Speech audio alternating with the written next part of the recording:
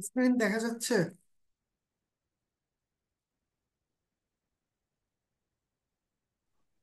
জি ভাইয়া। ওকে, ক্লাস করি। তো মাত্র তিনজন জয়েন হয়েছেন? তিনজন না, দুইজন।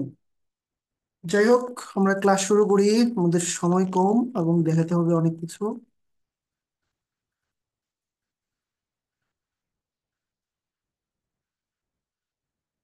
ঠিক আছে।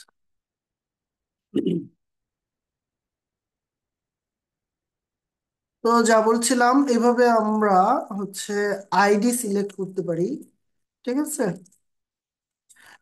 এভাবে আইডি সিলেক্ট করতে পারি, আর আইডি সিলেক্ট করলে সেটাই হয়ে যায় আইডি সিলেক্টর। আর ক্লাস সিলেক্টর কি?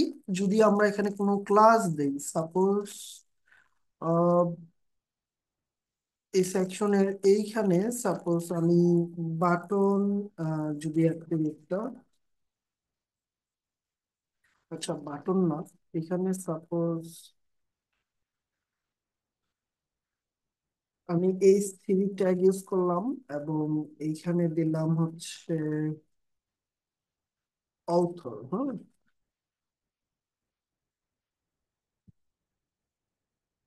অথর। এখানে সাপোজ, ঠিক আছে, এটা হচ্ছে অথরের নাম। আমরা এখানে দিয়ে দিলাম, তো অথরের নামে এটা হচ্ছে কি, আচ্ছা অথর।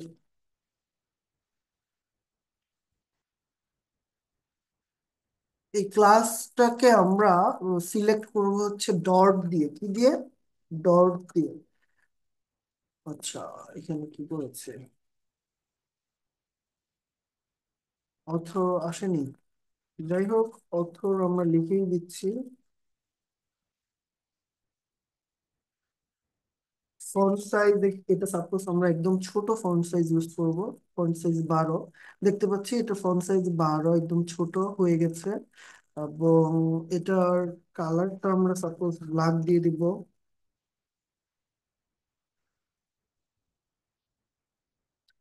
তো এটার কালার কিন্তু ব্ল্যাক হয়ে গেল।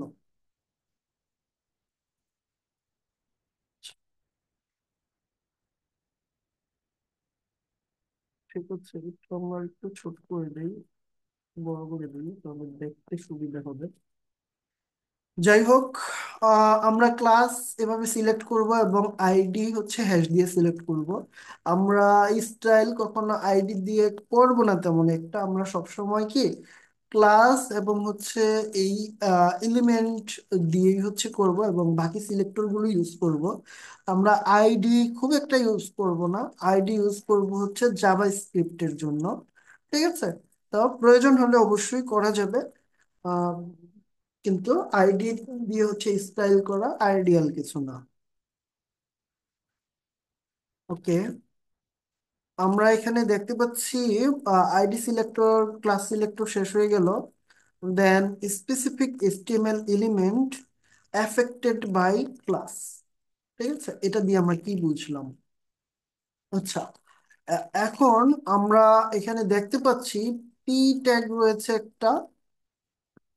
আরেকটা আমরা পি ট্যাগ ইউজ করি, এবং এখানে আমি লরেমের 25 ওয়ার্ড ইউজ করলাম সাপোজ। ঠিক আছে। এখানে আরেকটা পি ট্যাগ চলে আসলো এবং দুইটাই ব্লু হয়েছে। কেন ব্লু হয়েছে? কারণ আমরা স্টাইলে পি ট্যাগ ইউজ করেছি।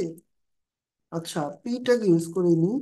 তো ব্লু কেন হলো? অবশ্যই কোথাও না কোথাও আমাদের স্টাইলটা দেয়া আছে। হ্যাঁ, এই যে পি ট্যাগ ইউজ করে আমরা ইনলাইন সিএসএস করেছি এখানে। ঠিক আছে। তো আমার, আমি যেটা চাইবো এখন, দুইটার মধ্যেই ক্লাস ইউজ করতে। তো ইনলাইন সিএসএস এর বিষয়টা এটা কমেন্ট আউট করে রাখি। এটা এখন আপাতত আমার প্রয়োজন হচ্ছে না। আচ্ছা, এখন যেহেতু এখানে আমি আর্টিকেল টমেটো দিয়ে রেখেছি, তাই এটা সব টমেটো হয়ে যাচ্ছে। তো এটাও আমি কেটে দিচ্ছি। ঠিক আছে, আপাতত রাখি। এটা আমার বাকি স্টাইলে কোনো সমস্যা করবে না যেহেতু। ওকে, আমি এখানেও, এখানে এবং এইখানে, আচ্ছা, এটা পি ট্যাগ না দিয়ে অন্য একটা ট্যাগ ইউজ করি, সাপোজ ডিভ। ঠিক আছে। এটা কেন করছি এখনই বুঝতে পারবো আমরা। এখানেও একটা ক্লাস ইউজ করি, এখানেও একটা ক্লাস ইউজ করি, সেম ক্লাস দুইটার ক্ষেত্রেই। এটা হচ্ছে কি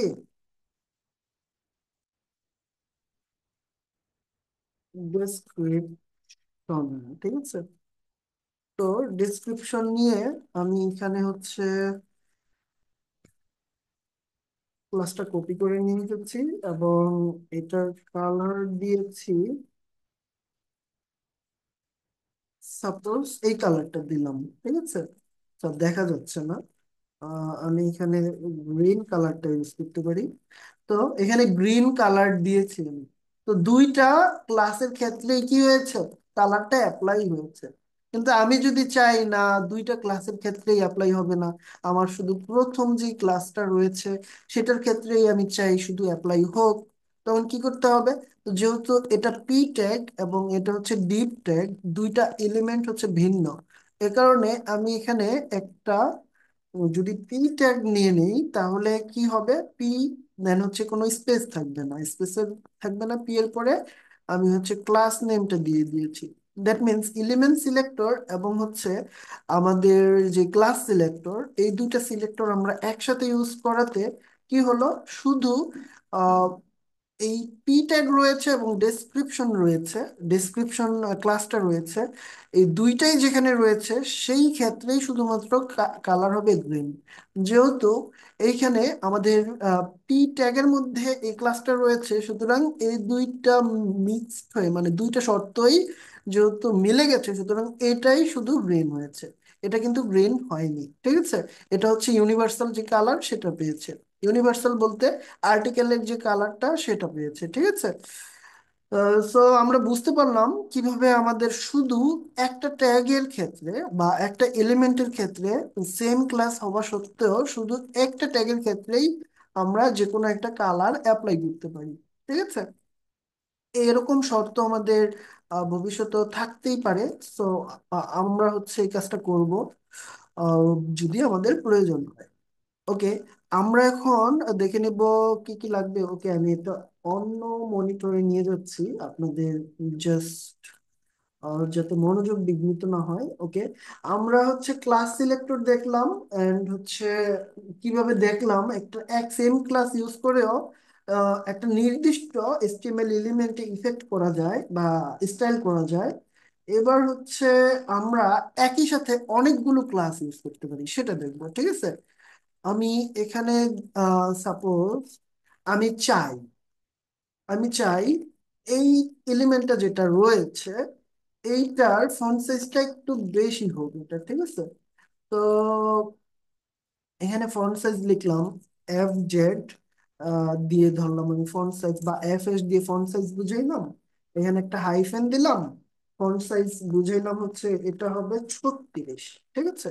এটার ফন্ট সাইজ হবে 36, এটা বুঝালাম এই ক্লাসটা দিয়ে। তো আমরা এবার যদি স্টাইল করি এখানে FS দেন হাইফেন 36 দিয়ে আমি একটা ক্লাস ইন্ডিকেট করলাম, দেন হচ্ছে আমি এখানে ফন্ট সাইজ 36 যদি দিয়ে দেই, তখন আমি দেখতে পাচ্ছি এটা ফন্ট সাইজ 36 পিক্সেল হয়ে যাচ্ছে, ঠিক আছে। সো আমি এটাকে আর একটু ছোট করে দেই, এটাকে সাপোজ 28 পিক্সেল করে দেই, একটু ছোট হয়ে গেল। যাই হোক, এভাবে আমরা একসাথে একাধিক ক্লাস ইউজ করতে পারি, একসাথে একাধিক ক্লাস ইউজ করতে পারি, কিন্তু সেকশনের ক্ষেত্রে যে আইডি ইউজ করেছি এখানে আমরা চাইলেই একটার বেশি আইডি ইউজ করতে পারবো না, এগুলো আমাদের মনে রাখতে হবে।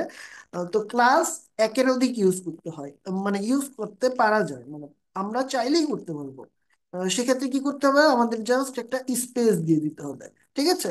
আচ্ছা, আপনারা হোমওয়ার্ক জমা দিয়েছেন, অনেকের ক্ষেত্রে দেখেছি ক্লাস নিয়েছেন কি যেমন মানে একটা সেন্টেন্স কে ক্লাস নিয়েছেন, ঠিক না? সাপোজ এই যে ওয়েব ডিজাইন এরকম ক্লাস নিয়েছেন। তো এটা কিন্তু আসলে দুইটা ক্লাস হয়ে গেছে, এটা কি দুইটা ক্লাস হয়ে গেছে, এই দুইটা মিলে কিন্তু একটা ক্লাস হয়নি। ও ওয়েব হচ্ছে একটা ক্লাস অ্যান্ড ডিজাইন হচ্ছে আরেকটা ক্লাস। সুতরাং আমাদের এখানে আমরা চাইলেই স্পেস দিতে পারবো না, যদি আমি ওয়েব ডিজাইনকে একটা সিঙ্গেল ক্লাস নিতে চাই তাহলে আমাকে কি করতে হবে, একটা হাইফেন দিতে হবে অথবা আন্ডারস্কোর দিতে হবে, দুইটার একটা ইউজ করতে হবে। ঠিক আছে, আমরা যদি বা দুইটা একসাথে এভাবে লাগিয়ে আমরা ইউজ করতে পারবো। কিন্তু আমরা কখনো কোনো স্পেস দিতে পারবো না, স্পেস দিলে স্পেস যতটা দিব ততটা ক্লাস হয়ে যাবে। যেমন ওয়েব একটা ক্লাস হয়ে গেছে, ডিজাইন আরেকটা সিঙ্গেল ক্লাস হয়ে গেছে। ঠিক আছে, এই ভুলটা আর আমাদের করা যাবে না। তো একের অধিক আমরা ক্লাস নিতে পারি, কিন্তু আইডি কিন্তু একের অধিক নেওয়া যাবে না। তো গ্রুপিং সিলেক্টর এটা কি জিনিস, এটা আমরা একটু দেখে আসি। Suppose H1, H3, P, Depp, এই যে ব্যাপারগুলো রয়েছে এগুলা হচ্ছে সবাই হচ্ছে আলাদা আলাদা এলিমেন্ট, তাই না? তো আমি চাই এই প্রত্যেকটা এলিমেন্টকে সিলেক্ট করে একটা নির্দিষ্ট সিএসএস অ্যাপ্লাই করতে। তখন কি করব আমরা? আমরা হচ্ছে আহ, এখানে লিখি গ্রুপিং গ্রুপিং সিলেক্টর আমরা কিভাবে লিখবো আর কি। তো গ্রুপিং সিলেক্টর লিখতে হলে সাপোজ H1 রয়েছে আমার, কমা দিয়েছি, দেন ইন্টার চেপেছি। H3 আছে, কমা দিয়েছি, ইন্টার চেপেছি। তারপরে হচ্ছে আমাদের প্যারাগ্রাফ আছে, কমা দিয়েছি, ইন্টার চেপেছি। দেন হচ্ছে, আচ্ছা, আমরা ডিপটাকে নিচ্ছি না, আমি জাস্ট বোঝানোর জন্য যে এইটা যে ডিফারেন্ট হয়েছে সেটা আমরা বোঝানোর জন্য এরকম করব।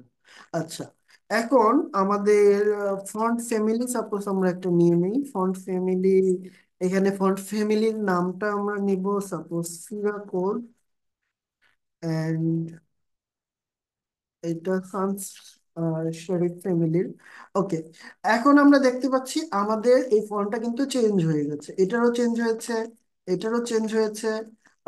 লরেন ইপসাম এখানে যেটা রয়েছে এটাও চেঞ্জ হয়েছে, কিন্তু নিচেরটা কিন্তু চেঞ্জ হয়নি। যখনই আমরা এখানে কমা দিয়ে ডিভ লিখে দিব, শেষেরটা আর এখানে কমা হবে না, আর উপরের গুলো কি কমা কমা দিয়ে এভাবে দিতে হবে। তখন আমরা দেখব নিচেরটারও কিন্তু ফন্ট চেঞ্জ হয়ে গেছে। ঠিক আছে, তো আমরা ঠিক এইভাবেই হচ্ছে যখন চাইবো অনেকগুলো হচ্ছে সিলেক্ট করে প্রত্যেকের একটা নির্দিষ্ট স্টাইল সেট করতে।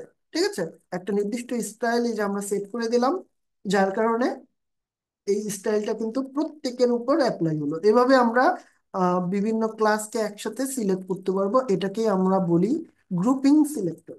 ঠিক আছে, এখন আমরা শিখবো কম্বিনেটর সিলেক্টর সম্পর্কে।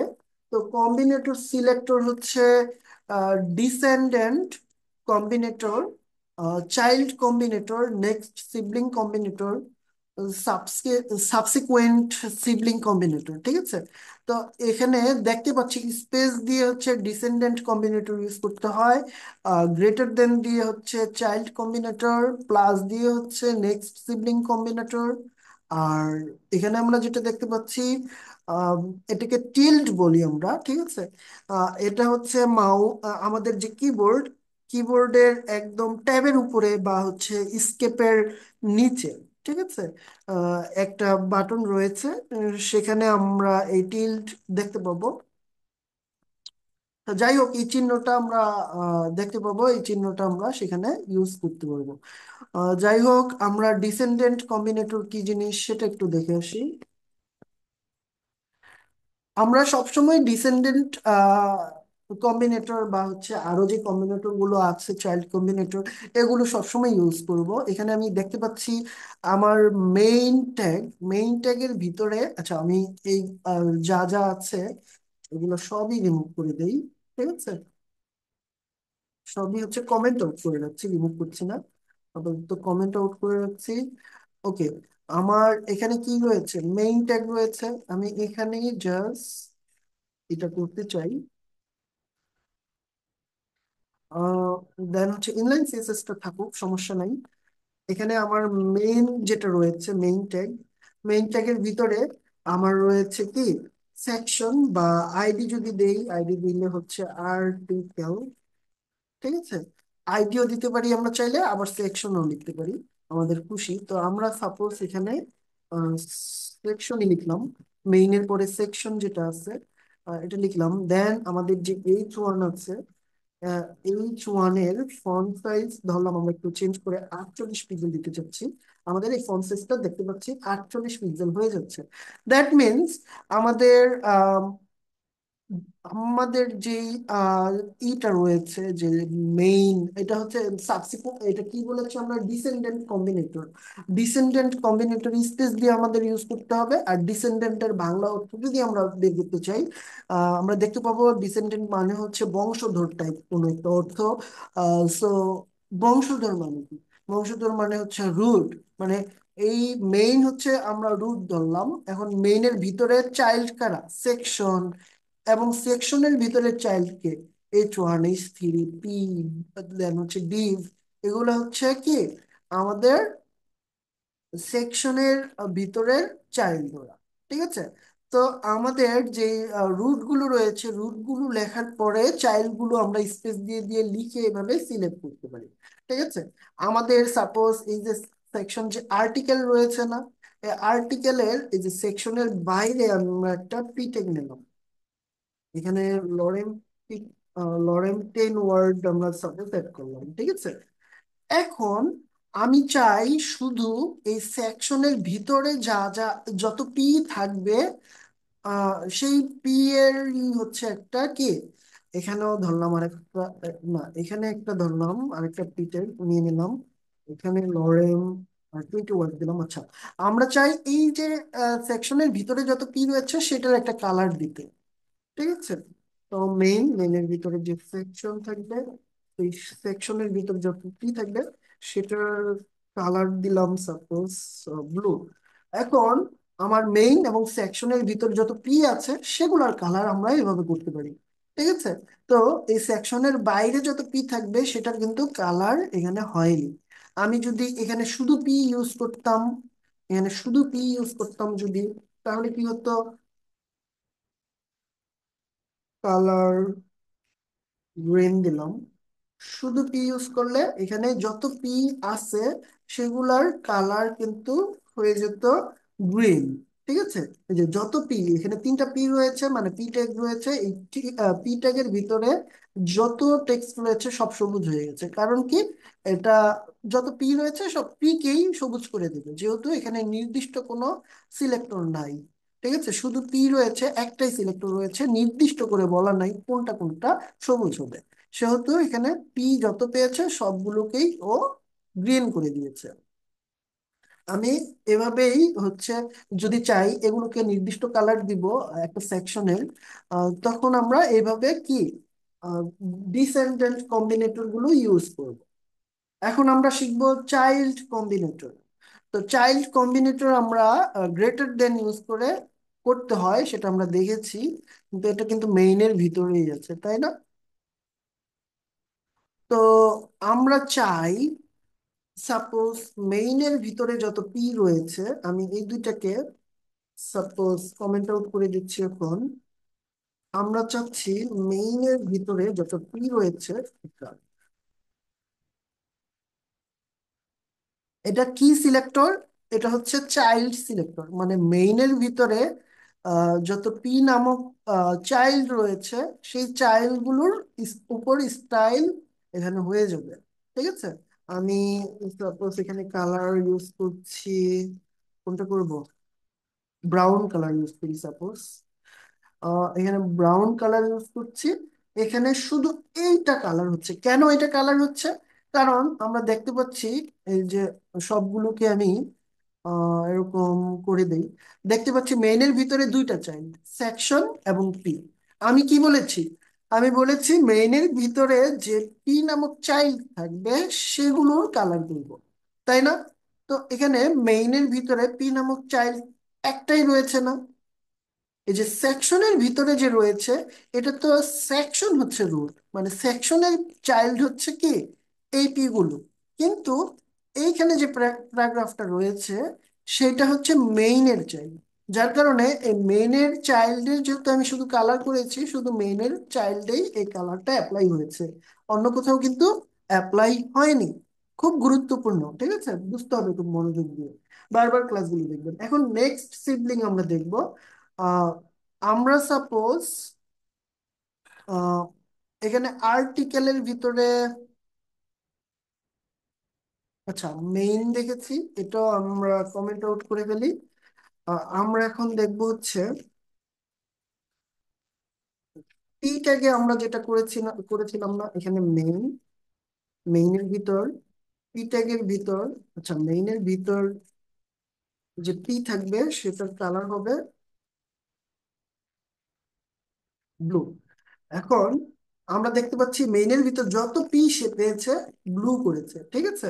তো মেইনের ভিতর যখনই আমি এখানে সেকশন অ্যাড করে দিব, তখন শুধুমাত্র সেকশনের ভিতর যে পি রয়েছে সেগুলাতেই কি হবে, এই ব্লু কালারটা অ্যাপ্লাই হবে। কিন্তু আমি সেকশন প্লাস পি যখন দিব, তখন কিন্তু ও শুধু এটাকে সিলেক্ট করেছে, ঠিক আছে। তো এই সিলেক্টরটার নাম হচ্ছে নেক্সট সিবলিং কম্বিনেটর। এই নামের মাধ্যমেই আমরা বুঝতে পারছি এটার যে নেক্সট সিবলিং রয়েছে, যেমন এই যে সেকশনের পরে প্লাস ইউজ করেছি, দ্যাট মিনস সেকশন যদি একটা সন্তান হয়, হ্যাঁ, ধরলাম সেকশন হচ্ছে একটা ছেলে। এখন পিও তো একটা ছেলে, কার ছেলে? মেইনের ছেলে, তাই না? ও যদি একটা চাইল্ড হয়, পিও একটা চাইল্ড না? তো ওরা দুইজন কি হলো, সিবলিং হলো না? ভাই বোন হলো না, বা ভাই ভাই হলো না? যেহেতু ওরা হচ্ছে একজন আরেকজনের সিবলিং, এখন আমি সেকশন সিলেক্ট করেছি, সেকশন সিলেক্ট করে এখানে প্লাস দিয়েছি, মানে হচ্ছে নেক্সট সিবলিং বুঝিয়েছি। নেক্সট সিবলিং বুঝিয়ে আবার বলে দিয়েছি P, that means next sibling যদি পি হয় তখন সেটার কালার হবে ব্লু। এখন নেক্সট সিবলিং পি যেহেতু আছে, এটার কালার সে ব্লু করেছে, ঠিক আছে। এজন্য আমরা প্লাস ইউজ করি, প্লাস হচ্ছে নেক্সট সিবলিং বোঝায়। ওকে, এখন আমরা সাবসিকুয়েন্ট সিবলিং কম্বিনেটর দেখব। সাবসিকুয়েন্ট সিবলিং কম্বিনেটর কি জিনিস, সেটা হচ্ছে আমরা এখন ইউজ করে দেখি।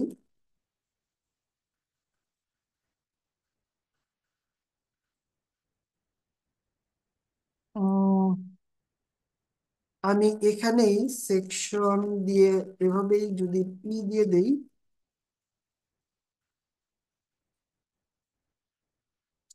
তাহলে কিন্তু দেখতে পাচ্ছি এখানে হচ্ছে এপি এর মধ্যে নিয়েছে, ঠিক আছে। আহ, আমি সাবসিকুয়েন্টের ব্যাপারটা হচ্ছে একটু W3 স্কুল থেকে কয়েকটা এক্সাম্পল দেখাতে চাচ্ছি। এখানে আমরা লিখবো সাবসিকুয়েন্ট সিবলিং, ঠিক আছে। সাবসিকুয়েন্ট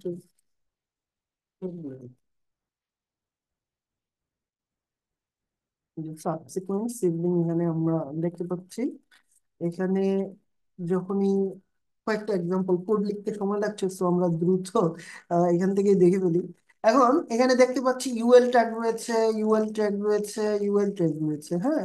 কিন্তু ইউএল ট্যাগের আগে এখানে ডিভ রয়েছে, এখানে পি রয়েছে, এখানে S2 রয়েছে। এখন আমরা পি এর পরে সাবসিকুয়েন্ট, এখানে দেখতে পাচ্ছি, আগে রুলসটা দেখেন আপনারা। Select and style all UL elements that are precede, এটা কি, preceded by a p element the same parent, ঠিক আছে। মানে হচ্ছে পি এর প্যারেন্ট যারা আছে, এখানে হচ্ছে দেখেন, এখানে ব্যাকগ্রাউন্ড হচ্ছে গোল্ড ইউজ করেছে, বর্ডার ইউজ করেছে একটা, যাই হোক এখানে একটা স্টাইল অ্যাপ্লাই করা হয়েছে। আমাদের পি রয়েছে কই দেখেন তো, পি রয়েছে এইখানে, ঠিক না? তো এই যে পি এর পরে যা যা থাকবে সেগুলোর উপর অ্যাপ্লাই হবে, ঠিক আছে। সাবসিকুয়েন্ট মানে হচ্ছে যেইটা থেকে শুরু হবে আমি বাকিগুলো মাইনাস করে দেব, বুঝতে পারছি। এখানে যেহেতু আমি পি ট্যাগ ধরেছি, পি এর পরে যত ইউএল পাবো ততগুলোকে আমরা এই স্টাইলের আওতায় নিয়ে আসবো, এই যে স্টাইলের আওতায় নিয়ে আসবো। আমি যদি এখানে ডিপ দিতাম পি না দিয়ে, তাহলে প্রত্যেকটাই ডিজাইন হতো। এখানে যদি ডিপ দিতাম তাহলে কি, প্রত্যেকটাই ডিজাইন হতো। কারণ আমি যদি বলি S2 থেকে শুরু করে তুমি যত ইউএল পাবা সেগুলোকে ডিজাইন করো, এই এই ডিজাইন গুলো করো, ঠিক আছে। তাহলে আমি এখানে S2 লিখে দেবো। S2 লিখে দিলে আমার এগুলাতে ডিজাইন গুলো হয়ে গেল। ঠিক আছে, এটা হচ্ছে আমাদের সাবসিকুয়েন্ট সিবলিং কম্বিনেটর। আর এটার জন্য আমরা এই চিহ্নটা ইউজ করব। এটা আমরা পাবো স্কেপের নিচে ESC নামে একটা বাটন পাবেন আপনাদের ইসে কিবোর্ডে, একদম হচ্ছে বাঁ পাশে টপ কর্নারে। তো ওইটার নিচেই এই বাটনটা আমরা খুঁজে পাবো। ঠিক আছে, এইভাবে আমরা এই বাটনটা ইউজ করব শিফট চেপে। ওকে, যাই হোক, আমরা সাবসিকোয়েন্টের ব্যাপারটা বুঝে গেছি। সাবসিকোয়েন্ট সিবলিং কম্বিনেটরটা, এটাও হচ্ছে সিবলিংদের মধ্যে একটা কম্বিনেটর। মানে হচ্ছে আমরা এখানে পি দেওয়াতে যেটা হয়েছে, এই পি থেকে শুরু হয়েছে। ঠিক আছে, সেকশনের পরে যে পিটা পাবো, সেই পি এর মধ্যে এটা অ্যাপ্লাই করেছি। তো এটা দিয়ে যেহেতু ভালো বোঝা যাচ্ছিল না, আমরা হচ্ছে W3 স্কুল থেকে একটা এক্সাম্পল দেখে আসলাম। ঠিক আছে, সাবসিকুয়েন্ট এটা কি কম্বিনেটর সিলেক্টর যেগুলো ছিল এগুলো আমরা শিখে ফেললাম। সিম্পল সিলেক্টর, কম্বিনেটর সিলেক্টর শেষ হলো। এবার আমরা দেখবো সুডো ক্লাস সিলেক্টর। এটা খুব ইম্পর্টেন্ট, প্রত্যেকটা ইম্পর্টেন্ট জানা। তো সুডো ক্লাস সিলেক্টর হচ্ছে এগুলো।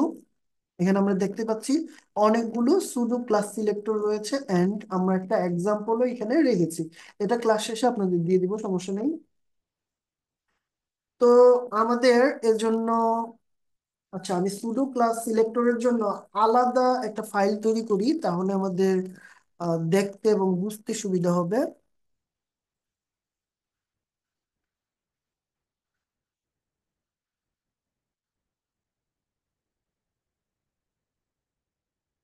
সুডো ক্লাস ডট এইচটিএমএল, আমরা HTML এর নাম তৈরি করার ক্ষেত্রে খেয়াল রাখবো এখানে যাতে কোনো স্পেস না থাকে। স্পেস থাকলেও এটা কাজ করবে, কিন্তু কোনো স্পেস থাকা যাবে না। ঠিক আছে, তো সুডো ক্লাস নামে হচ্ছে এটা টাইটেল দিয়ে দিলাম। এখন এখানে আমরা লিখবো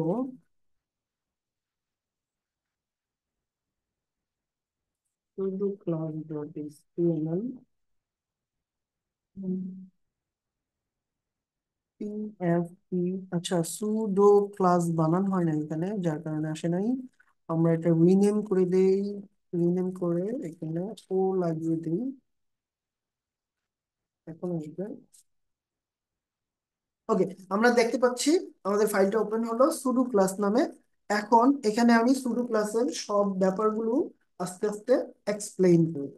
ঠিক আছে, তো এর জন্য আমার প্রয়োজন হবে কিছু লিঙ্ক।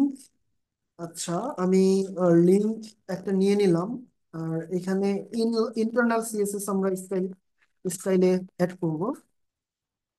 এখানে আমি লিখে দিচ্ছি, সাপোজ কিছু একটা এখানে লিখি https www.w3school.com। ঠিক আছে, ডাবল স্ল্যাশ দিতে হবে, নতুবা লিঙ্ক হবে না।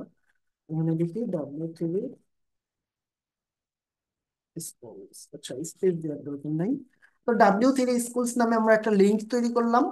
এখন এই লিঙ্কের বিভিন্ন স্টাইল আমরা করব। সাপোজ এই লিঙ্কটার প্রাথমিক অবস্থায় কি কালার থাকবে সেটা আমরা যদি নির্ধারণ করতে চাই, এর উপর সুডো প্লাস ইউজ করতে হবে। এই সুডো প্লাসকে আমরা একটা কোলন চিহ্ন দিয়ে প্রকাশ করে থাকি। ঠিক আছে, এখন এটাকে যদি আমি লিঙ্ক লিখি, লিঙ্ক লিখে এভাবে দেই, and কালার দেই, কালার দেই ব্ল্যাক, তখন এটার কালার কি ব্ল্যাক হয়ে যাবে। এখন যেহেতু W3 স্কুলে আমরা ভিজিট করতেছি অলরেডি, তাই এটা এরকম দেখাচ্ছে। আমরা এখানে facebook.com যদি লিখে দেই, ফেসবুকেও ভিজিট করেছি। এখানে কি লিখবো, ইন্ডেক্স বা ড্রাফট কিছু একটা লিখি, ড্রাফট.html আমাদের যেটা রয়েছে সেটা দিলাম। এটাতেও আমাদের ভিজিট করা যেহেতু হয়ে গেছে, যার দরুন এরকম একটা কিছু দেখাচ্ছে। আমি এখানে সামথিং কিছু দিয়ে HTML দিই।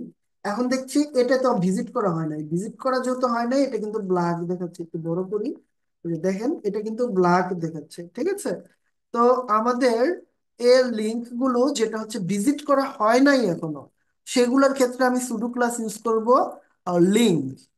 ঠিক আছে, আমি এখানে সাপোজ এটাকে কপি করে নিচ্ছি। আহ, এবার ভিজিটেড, যেগুলো ভিজিট করা হয়ে গেছে সেটাকে আমি দিয়ে দিচ্ছি রেড কালার। ঠিক আছে, আমরা অবশ্যই সেমিকোলন ইউজ করব প্রত্যেকটার শেষে, প্রত্যেকটা ডিক্লারেশন শেষে। যাই হোক, কালার যখন আমি রেড দিচ্ছি, যে W3 স্কুল ভিজিট করে ফেলেছি আমরা, যার কারণে এটার কালার রেড হয়ে গেছে। আর ভিজিট এটা করিনি এটা, যার কারণে এটার কালার কিন্তু ব্ল্যাক আছে। ঠিক আছে, এখন যখন আমি হোভার করব, মানে মাউসটা এখানে নিব, তখন কি কালার হবে এটা যদি আমি বলে দিতে চাই, তখন এখানে লিখবো হোভার। হোভার লিখে আমি এটা সাপোজ দিলাম গ্রিন। এখন যখনই আমি এটা হোভার করব তখনই এটা গ্রিন হয়ে যাচ্ছে, যখনই হোভার করব তখনই কি গ্রিন হয়ে যাচ্ছে। এখন সাপোজ আমি যে যখন ক্লিক করছি, ক্লিক করে ধরে রাখার সময় বা ক্লিক করার সময় কি কালার হবে এটা যদি দিতে চাই, তাহলে এখানে ইউজ করতে হবে অ্যাক্টিভ। ইউজ করতে হবে অ্যাক্টিভ। তো অ্যাক্টিভের ক্ষেত্রে আমি সাপোজ ইউজ করলাম টমেটো। ঠিক আছে, আচ্ছা এটা যাতে বোঝা যায় এই জন্য ব্লু ইউজ করলাম। যখনই আমি ক্লিক করে ধরে রাখবো তখন এটা ব্লু হয়ে গেল, যখন ক্লিক করে ধরে রাখবো এটা ব্লু হয়ে গেল। ঠিক আছে, ক্লিক করার সময় এটা ব্লু হয়ে যাবে, এই যে ক্লিক করেছি ব্লু হয়ে গেল। যেহেতু এই নামে কোনো আমার কোনো এচটিএমএল ফাইল নাই, তাই এখানে এই ইররটা দেখাচ্ছে। যাই হোক, আমরা এখন বুঝে গেলাম মূলত এইগুলো দিয়ে কি কি করা যাবে। এগুলো হচ্ছে প্রত্যেকে কোলন দিয়ে যেগুলো আমরা ইউজ করছি প্রত্যেকে হচ্ছে সুডো ক্লাস। ঠিক আছে, তো এবার আমরা একটা ফর্ম নিয়ে নেই এখানে। ফর্মের ভিতরে হচ্ছে একটা ইনপুট নেই,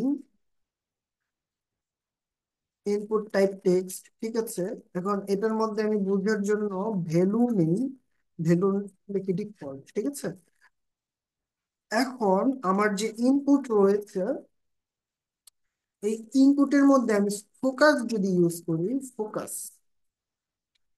ফোকাস কি কাজ করবে? ফোকাস হচ্ছে যখন আমি এখানে ক্লিক করব, ক্লিক করার পরে এটার সাথে কি ঘটবে সেটা নির্ধারণ করবে।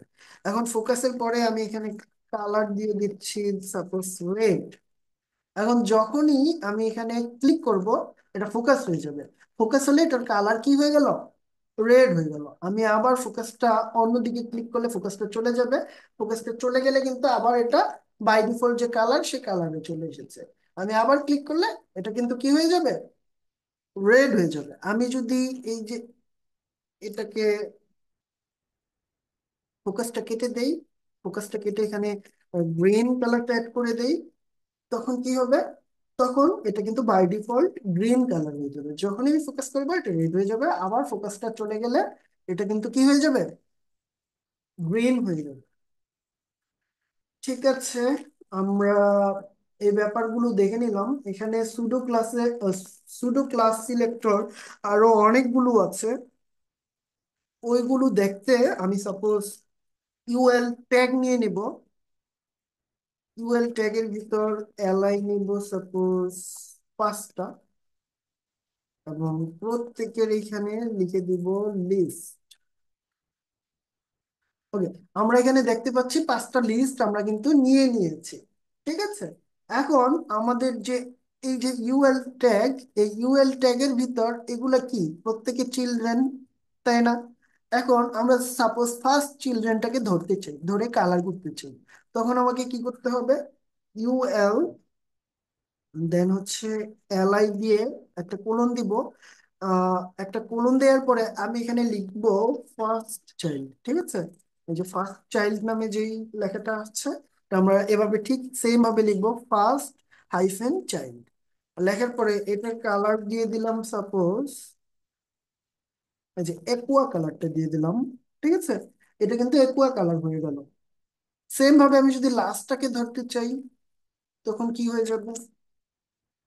ফার্স্টের বদলে আমি লাস্ট দিলাম, লাস্টটাও দেখবো একুয়া হয়ে গেছে। আমি যদি এখানে অন্য কালার ইউজ করতে চাই, আচ্ছা এখানে লাইন কালার ইউজ করলাম সাপোজ, এটা কিন্তু এই যে লাইন নামে যে কালারটা রয়েছে সেই কালারটা হয়ে গেছে। ঠিক আছে?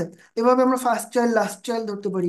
আচ্ছা, হোয়াট ইফ আমি যদি চাই এটা ধরবো বা এটা ধরবো, বা এখানে সাপোজ আরো অনেক অনেক, এখানে 5টা রেখেছিলাম, আরো 5টা নিয়ে নিলাম, 10টা নিলাম, কারণ ফার্স্ট চাইল্ড লাস্ট চাইল্ড ধরেছি।